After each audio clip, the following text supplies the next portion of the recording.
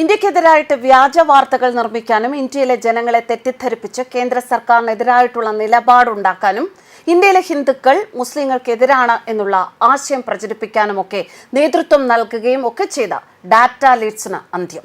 ഇനി ഇന്ത്യയിൽ നിൽക്കക്കള്ളിയില്ല എന്ന് കണ്ട് US എയ്ഡ് വഴി ഇന്ത്യയിൽ CIA അജണ്ട നടപ്പാക്കിയിരുന്ന ഡാറ്റ ലീഡ്സ് ഭാണ്ഡം മുറുക്കി ഇന്ത്യ വിട്ടതായ വിവരങ്ങൾ.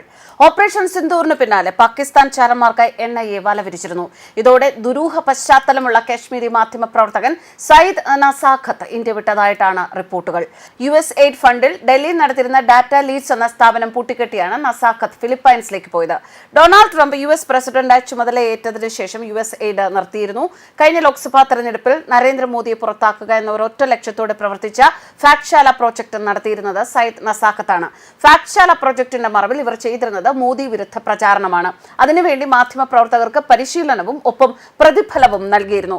US എയ്ഡ് വഴി ഇന്ത്യയിൽ CIA അജണ്ട നടപ്പാക്കുകയായിരുന്നു എന്ന് ട്രംപ് തന്നെ തുറന്നടിച്ചിരുന്നു. ഇന്ത്യക്കെതിരായിട്ട് വ്യാജ വാർത്തകൾ നിർമ്മിക്കാനും ഇന്ത്യയിലെ ജനങ്ങളെ തെറ്റിദ്ധരിപ്പിച്ച് കേന്ദ്ര സർക്കാരിനെതിരായിട്ടുള്ള നിലപാടുണ്ടാക്കാനും ഇന്ത്യയിലെ ഹിന്ദുക്കൾ മുസ്ലിങ്ങൾക്കെതിരാണ് എന്നുള്ള ആശയം രാജ്യവ്യാപകമായും ലോകവ്യാപകമായും പരത്താനും ഇന്ത്യൻ മാധ്യമങ്ങളെ ഉപയോഗിക്കുകയായിരുന്നു ഇവർ. ഇതിന് ആവശ്യമായിട്ടുള്ള ഫണ്ട് അമേരിക്കയിലെ ബില്യണർ ആയിട്ടുള്ള ജോർജ് സോറസ് വഴിയാണ് എത്തിയത്. 5000 കോടി രൂപയോളം എത്തി എന്നാണ് കണക്കുകൾ. $5000 മില്യൺ അമേരിക്കൻ സഹായം മാധ്യമ സ്ഥാപനങ്ങൾക്ക് ഒഴുകുകയായിരുന്നു. വ്യാജ വാർത്തകൾ ഉണ്ടാക്കി അട്ടിമറിയായിരുന്നു ബൈഡൻ സോറസ് ഹിൻഡൻബർഗ് സംഘത്തിന്റെ ലക്ഷ്യം. ഇന്ത്യയിൽ അട്ടിമറി നടത്താനും ജനാധിപത്യം തകർക്കാനും അർബൻ നക്സലുകളെ ഒന്നിച്ചു ചേർക്കാനും കലാപമുണ്ടാക്കാനും ഇവർ ശ്രമിച്ചു. ഇത്തരത്തിൽ ഫണ്ട് സ്വീകരിച്ചവരിൽ മലയാള മാധ്യമ സ്ഥാപനങ്ങൾ അടക്കം മുൻപന്തിയിൽ ഉണ്ട്.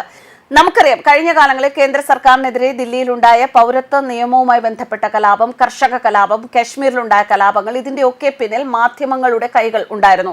ദില്ലിയിൽ കലാപമുണ്ടായപ്പോൾ മുസ്ലിം മോസ്കുകൾ കത്തി അമരുന്നു എന്നും കത്തിച്ചു എന്നും രാജ്യവ്യാപകമായ വാർത്തകൾ നൽകി കലാപം ഉണ്ടാക്കിയതിന് മലയാളം ചാനലുകൾക്കടക്കം നിരോധനം ഏർപ്പെടുത്തിയിരുന്നു. ജോർജ് സോറസിന്റെയും അമേരിക്കൻ ഫണ്ടിന്റെയും നിയന്ത്രണത്തിലുള്ള ഇന്റർ ന്യൂസുമായി ചേർന്ന് പ്രവർത്തിക്കുന്ന കാശ്മീർ ആസ്ഥാനമായിട്ടുള്ള ഡാറ്റ ലീഡ്സ് വിവരങ്ങൾ നേരത്തെ പുറത്തു വന്നിരുന്നു.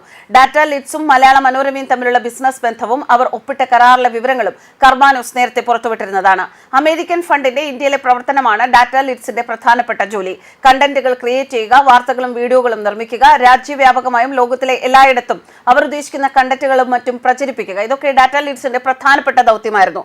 മലയാള മനോരമയുടെ ദ വീക്ക് എന്ന മാഗസിന് കണ്ടന്റുകളും എഡിറ്റോറിയലും വരെ നൽകുന്നത് ഡാറ്റ ലീഡ്സിൽ നിന്നായിരുന്നു. മാധ്യമ പ്രവർത്തകരെയും മാധ്യമ സ്ഥാപനങ്ങളെയും ബന്ധപ്പെടുത്തി പ്രവർത്തിക്കാൻ രൂപീകരിച്ച ഫാക്ട്ശാലയുടെ അംബാസഡർ മലയാള മനോരമയുടെ ഉടമസ്ഥനും എക്സിക്യൂട്ടീവ് എഡിറ്ററും ആയിട്ടുള്ള ജയൻ മാമൻ മാത്യു ആയിരുന്നു. ഇത്തരത്തിൽ മലയാള മനോരമയുമായി അമേരിക്കൻ ഫണ്ടിൽ പ്രവർത്തിച്ച ഫാക്ട്ശാലയും ഡാറ്റ ലീഡ്സിനും വലിയ ബിസിനസ് ബന്ധങ്ങളാണ് ഉണ്ടായിരുന്നത്. ഇന്ത്യയിൽ മാധ്യമ പ്രവർത്തകരെ പാട്ടത്തിനെടുക്കാനുള്ള ജോർജ് സോറോസ് പദ്ധതിക്ക് ചുക്കാൻ പിടിച്ച് സയ്യിദ് നസാഖത്തിന്റെ ഡാറ്റ ലീഡ്സ് ഫണ്ട് ചെയ്തിരുന്നത് US എയ്ഡ്, സോറോസിന്റെ ഓപ്പൺ ഫൗണ്ടേഷൻ തുടങ്ങിയവയിൽ നിന്നും ഫണ്ട് പറ്റിയ ഇന്ത്യ ന്യൂസ് സ്ഥാപനമാണ്.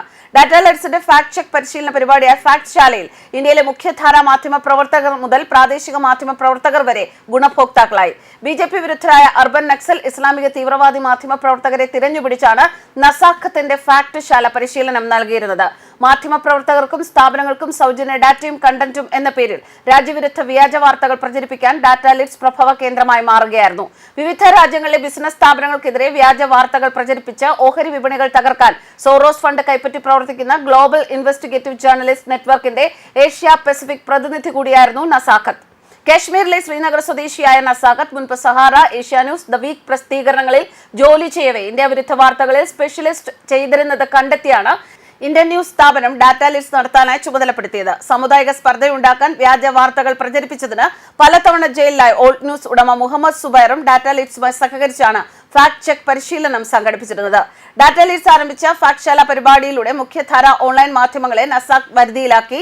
US എയ്ഡ് നിലച്ചു എങ്കിലും മറ്റു ചില രാജ്യാന്തര സ്രോതസ്സുകളിൽ നിന്ന് ധനസമാഹരണം നടത്തി ഡാറ്റ ലീഡ്സ് പ്രവർത്തനം തുടർന്നിരുന്നു. കേന്ദ്ര സർക്കാർ വിരുദ്ധ ഡാറ്റ മുഖ്യധാര ഓൺലൈൻ മാധ്യമങ്ങൾക്ക് സൗജന്യമായി നൽകിയിരുന്നത് ഡാറ്റ ലീഡ്സ് ആണ്.